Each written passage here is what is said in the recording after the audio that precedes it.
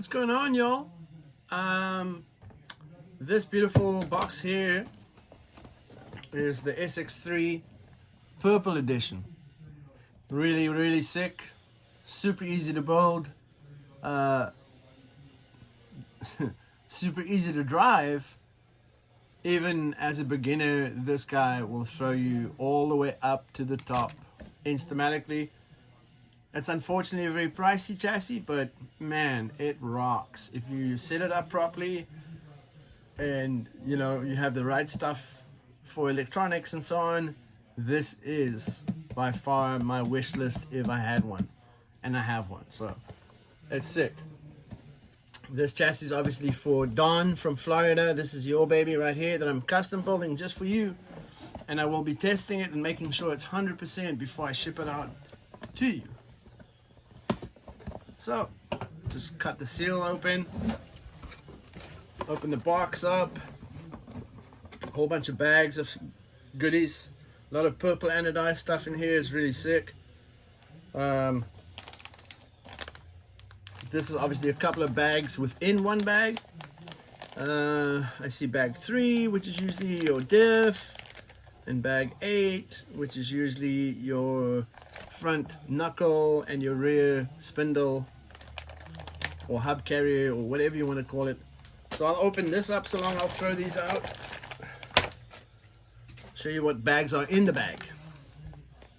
So bag 7, obviously your low control arms, your upper control arms, the bottom slides that go in the lower control arm, which adjusts obviously the bottom width of your vehicle, and then some toe plate.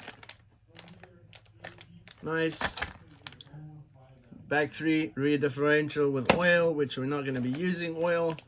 And then bag 8, which is your CVDs, your bearings, your wheel hexes, and so forth in that bag. Another bag here. Ooh, big baby here. Let's see what's out here. We'll move these guys back in the box just in case you get confused. And then bag 2, which is your slide rack and some of the ball cup ends to obviously finish your steering knuckles or arms. Bag 9, lower rear control arms and the rear toe plate, and some pins to obviously mount them to the toe plate, and so on. This bag 1, obviously the bag we're going to be starting with, 2 toe plates, 2 1mm spacers that go under these toe plates, and then the battery pins where your battery slides or lockers would go over that. Bag 6, man, all the beautiful purple anode shock towers, bulkhead for the front steering, and in here. That's a very sexy bag, if I say so. Then bag 4, this will be your input shaft, your idler gears in the transmission casing, and your spur gear and the bearings for them and the hardware for it, and flopping around here too is the fan mount that you would mount the fan over your motor to cool it down, to keep it nice. Bag 10, my favorite, my favorite bag. Big bore shocks, purple anodized hardware with the gold big bore shock bodies. Okay, and then the last little bag here really has the boring stuff in it, like your body posts and your front bumper foam. We don't even run this. Yeah, and then your battery hold downs, your top deck, and this is the bag that also has your little toolkit in it, right? If you don't have tools, they supply you with the tools, and then the shock oil that we never use. So that's what that is. All right, I'll show you the bottom plate. Really nice carbon fiber. Really sexy. That's obviously the bottom. That'll be the top. Now a lot of people that drive outside, they'll glue the edges of this. If you hit rocks, it doesn't split the carbon open. Not really a problem. Obviously you don't drive in a super rocky, nasty area, because this is not a little baby. This is now the big boy. So there we go. A little bit of flex, a little bit of twist. You really gotta go for it to get the twist out of it. But it gets locked by a top deck, and it makes it very, very solid, but very light. Okay, so I'll throw most of these bags in here, except for bag 1 obviously, and bag 2 I might as well keep handy. The toolkit we'll throw back in Don's box, and his shock oil if he really decides to go that route. Right there, here's your manual. I'll put this guy down here so it's close enough for me to grab a hold of. And here's your Sx Iii manual. Inside of this manual there's always a couple of loose pages, which is pretty much the part list, but it's all in Japanese, right? So yeah, I love the old school little flyer it comes with the old bodies and some of the new bodies, but it's 90% old stuff that's in this flyer. And then even older than that is the cars on the back end. They don't even show the car. No, they don't even show the OG cars. They just show some of the D1 Grand Prix cars here, and then more the street style cars here, which they have a crown, a Goodyear crown. So all you got to do is get that body and get the sticker pack for the Goodyear Racing Zero Crown, driven by Mr. Kunis himself, and then you can make it into what that is. Anyway, pretty cool, pretty cool, pretty cool. I'll put that in this box. What else is there here? Yokohama user registration form. So you can register yourself on their official website, which is going to be in Japanese, and then all the parts list, all Japanese. So we'll put these guys in Mr. Don's box, and I'll open this sucker up. It shows you what tools you would need for this build, and then yeah, bag 1 shows you what is in bag 1. And like I said before, if you take the little bolt that comes in bag 1 and you place it on top of this bolt or screw, it's exactly that same size, right? Same with if you're doing any of the toe arms or the link between the slide rack and the servo. If you obviously have to make that length up. If you place it on top of this and you have it exactly on these 2 points, it'll be exactly what it should be. Okay, so bag 1, here we go. Open that bad boy up. Throw the staple on the floor. And then I'll throw everything out. Another bag. So that's 2 bags, right? Well, this is bag 2, but it came in a big bag. So that is bag 2, and this is bag number 3 here with the toe plates and the shims. We'll throw that bag on the floor too. And then the hardware is in its own little bag. So we'll take that out too. And throw it here on the mat. I usually work on a little mat like this. That way the stuff doesn't bounce and fall away or anything weird like that. And I'll take these battery locator pins off the little tree thing, sprue, whatever you want to call it. And I usually separate the screws, right? So there'll be 4 short taper heads and 4 long taper heads. And then the long ones are obviously for these locator pins for your battery hold. That'll go on the outside here. We'll throw it here. And we'll screw them in. Thank goodness I charged this sucker. Sorry for the noise, guys. And I'll screw it nice and tight. Then I usually make sure, for some reason, OCD or whatever you want to call this problem, I'll turn the little mouth. Oh, too much. I'll turn it so that it lays straight down the chassis this way. I've always done it that way. For some reason, I don't really have a specific reason why I do it, but I do. I'll slide that sucker in there and thread this bad boy in.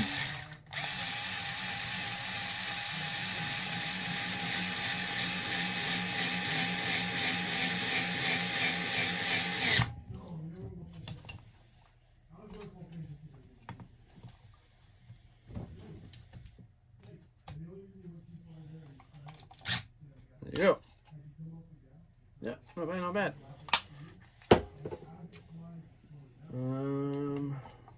Obviously got another 2 to do. Alright, copy and paste or whatever you want to call it.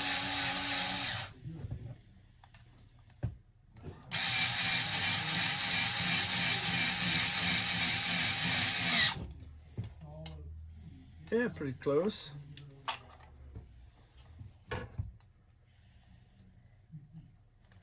Okay, one more of these.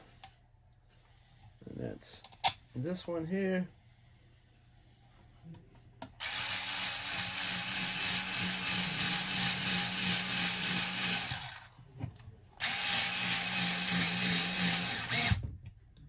And nope.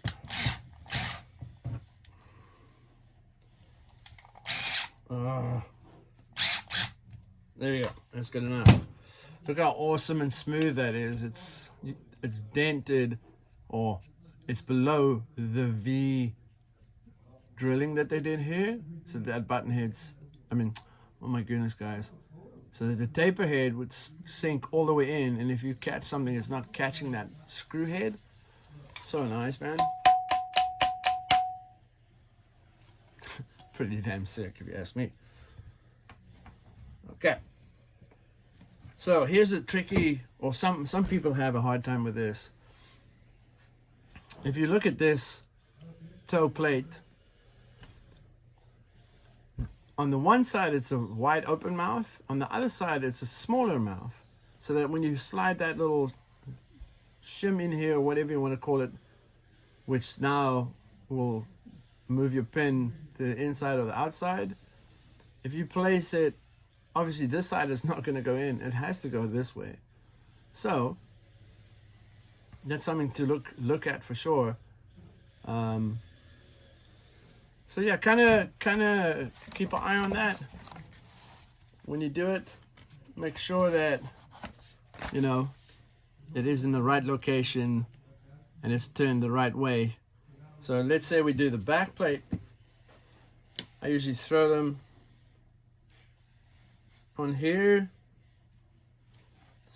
hand tighten or hand start the, oh my goodness, now my tools are all kinds of mixed up here. Anyway, it's a 2 mil taper head again, right? But I'll hand start it into that toe plate, and then afterwards I will obviously tighten it properly. So just hand start the one a little bit, hand start the other one, and leave a gap so that you can slide the little 1 millimeter spacer, obviously between the carbon and the toe plate. You want to slide it in there. So if you have it just threaded in, it's still loose, right? And I can just put this guy here and lift that up just a smidge, and there it falls in place. I don't know if you guys can see it under there, but there it is, right there. And then I push it down with my finger, use my trusty little baby here, and I'll make sure it's nice and snug with the machine, and then hand tighten it just a little bit more, just to make sure it doesn't come loose. And there's the back one. Now obviously the front one. Right, same deal. You want to put it with the mouth facing to the front of the car with the chassis. I'll hand start it a little bit. All right. Hand start it. Yep, that's good enough for that one. And then I'll do this one.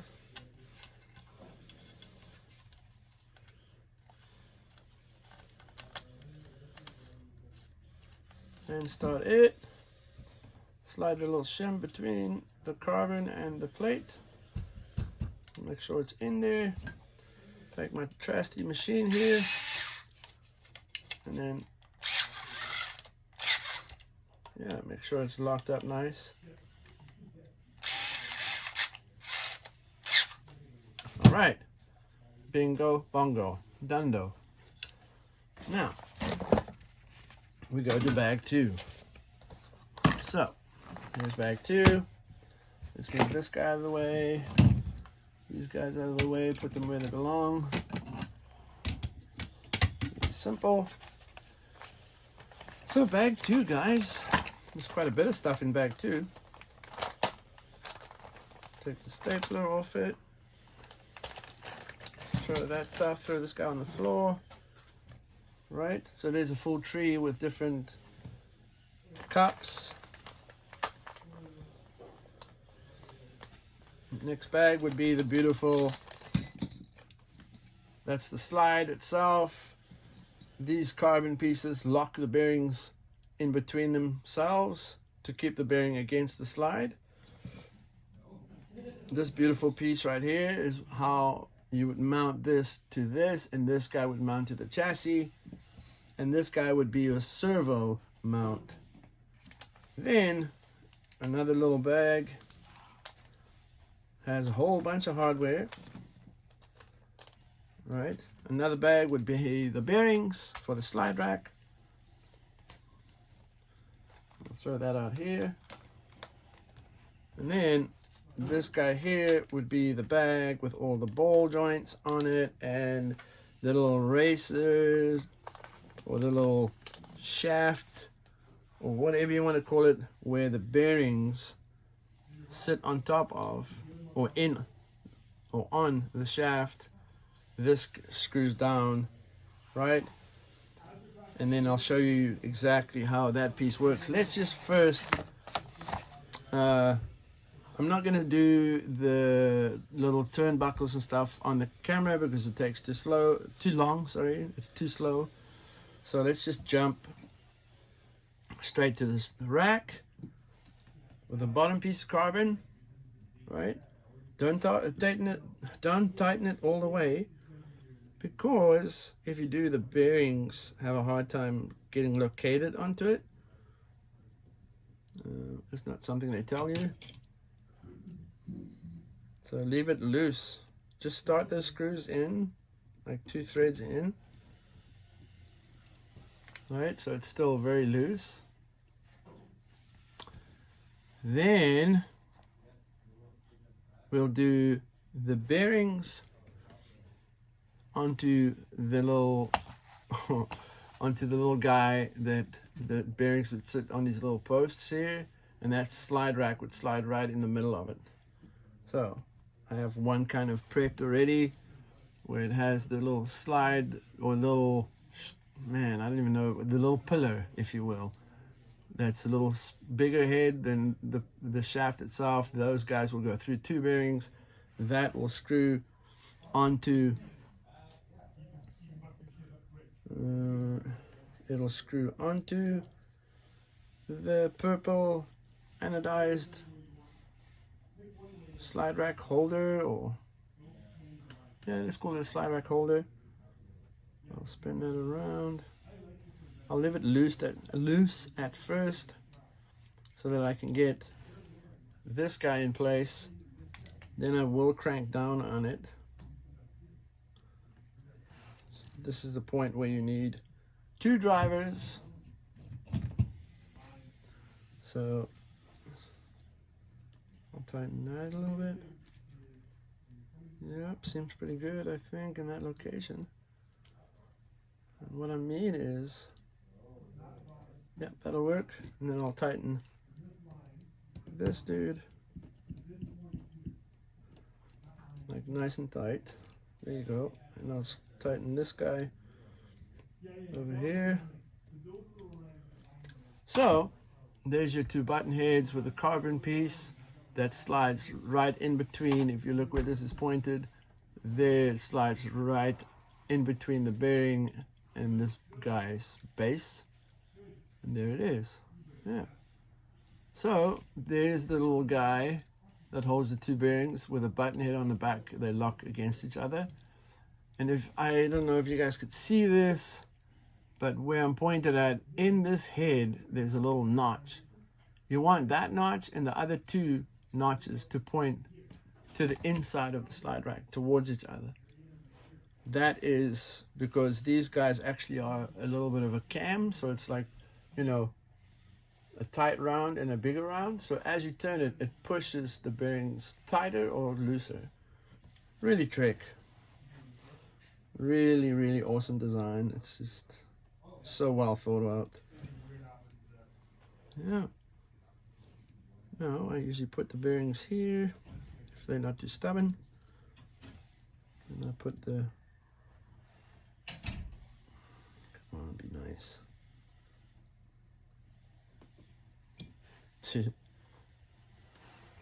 Being a punk. Yeah, I'll put those in place and tighten the button head behind it. Oh, sorry, a tapered screw will tighten through the base of that. I might as well tighten that to hand tight. Then I'll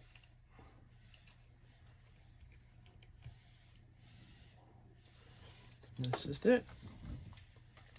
So I'll make sure it's tight. That way you won't hate yourself afterwards. Yes, I should be Loctiting this. But to tell you the truth, you don't really need to. There's not a lot of crazy high frequency vibrations going through this part of it. And the way it's pushing or moving the slide rack through it, it's part of the bearings. Yeah, so one more to go.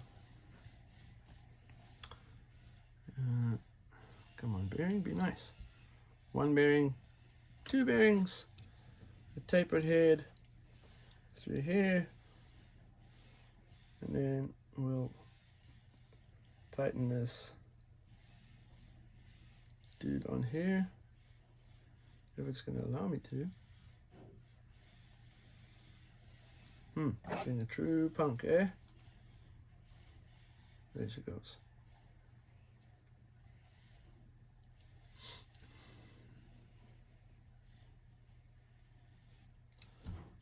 And I'll shoot this guy from behind.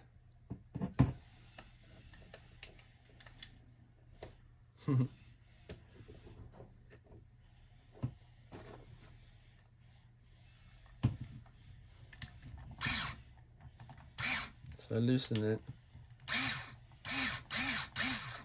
Okay.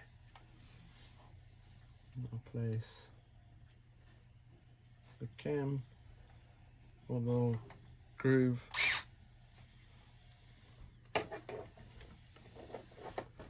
Come on, be nice.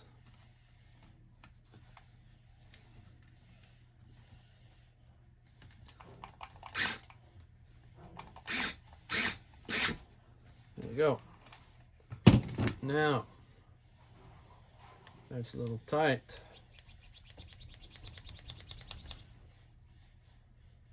That's a little tight.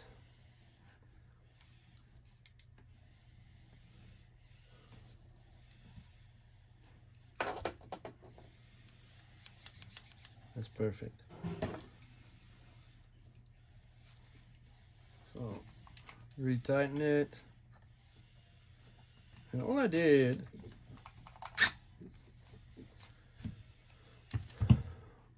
is,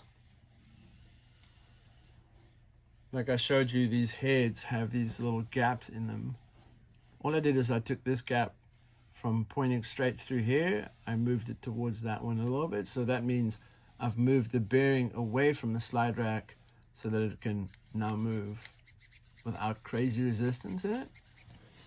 Okay, so now, very simple.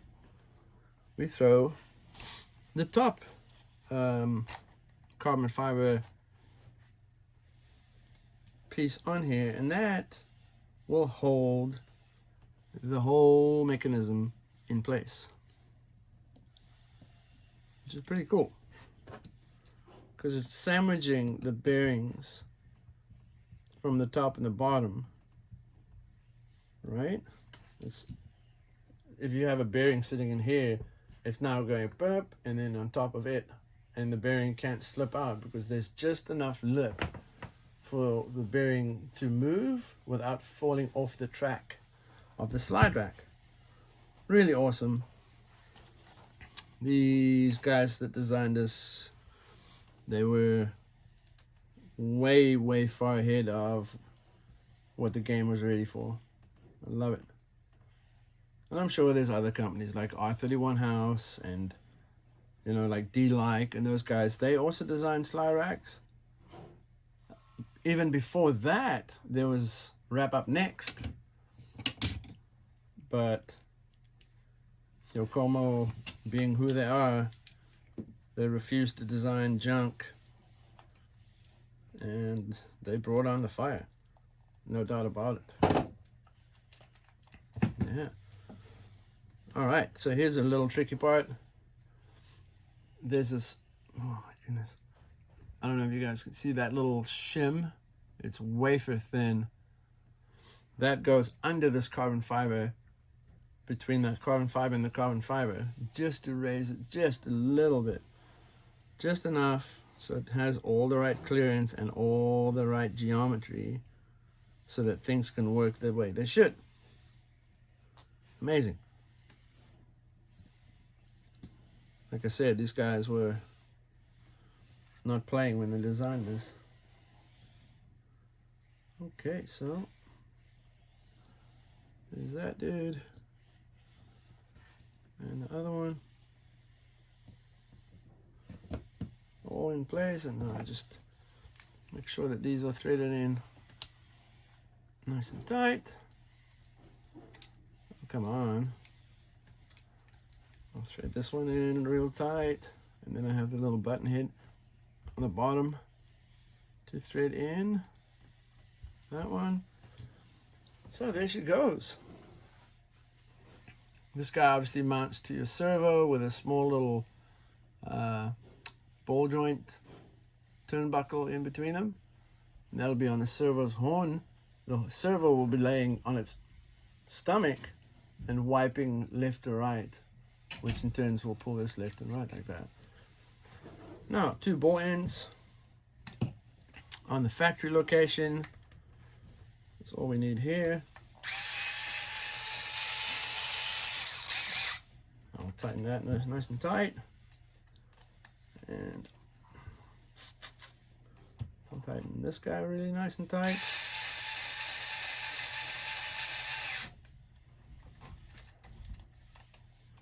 Okay, there's that. All right, so now bag 3, which is Mr. Differential.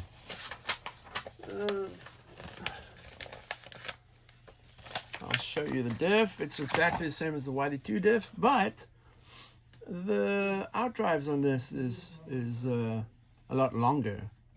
Pretty crazy. So I'll show you guys what that would look like. Bag 3, where are you?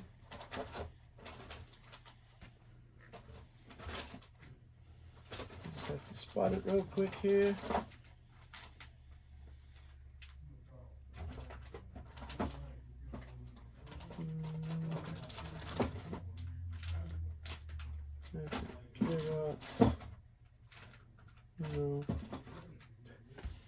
Got it. I wonder if I have a stock diff here. Would have been great if I had a stock YD-2 diff laying around. Anyway, grease. I just don't use it, man. It's you know, awesome. Okay, it lubricates the stuff and so forth and so on. In the same breath, it also grabs a hold of all the dirt that you can imagine, and it'll throw it inside the spider gears and on the ring gear of the diff and absolutely become a grind paste. So whatever is hitting it is now making holes and scratches against the teeth, which means you're wearing them out. So we don't use that stuff. I'm not going to use this bag either. Not going to use the diff fluid either. I'll put that in his box so you can have it. And I'll put his grease in his box so you can have it. Here we go, the diff. So this diff is obviously a little bit more hardcore than the stock diff, because these outdrives are a lot longer and a lot better. And yes, it is an open diff. Oh, terrible. So we'll open that up and I'll show you the little spider gears inside and all that beautiful stuff. And then we'll throw hot glue in it and lock her up. Big time.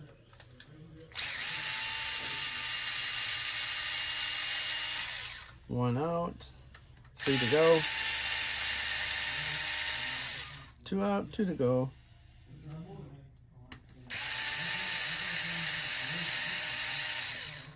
So a lot of people don't like doing this, but they drive different surface than we do, or most people do. Not everybody has a carpet track or, you know, a high grip track. It's usually cement or something smooth. Anyway, there's these spiders. If I rotate the drive here, it'll spin these spiders, right? It's popping off itself because it needs pressure to hold it down. But anyway, there it is. It's rotating. I don't know if you guys can see that, but that's how that works.